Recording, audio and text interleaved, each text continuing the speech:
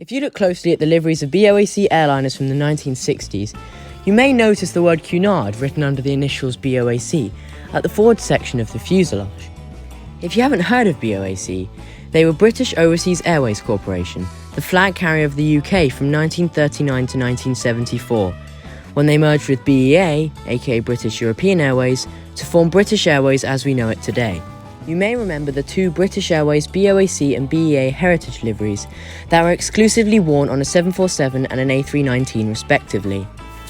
Anyways, Cunard was a well-established shipping company founded in 1840 and had been the dominant company in the White Star Line-Cunard merger in 1934 and had eventually retained its company name.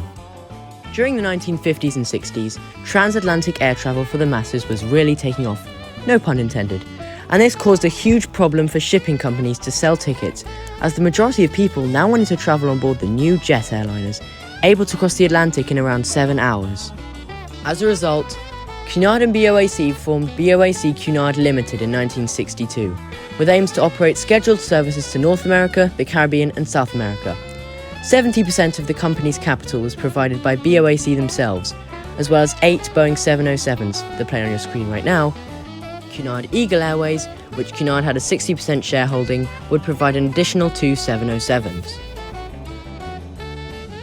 BOAC-Cunard would lease any spare aircraft to BOAC which they could use at peak demand, and vice versa, with BOAC providing extra aircraft for BOAC-Cunard if they required them.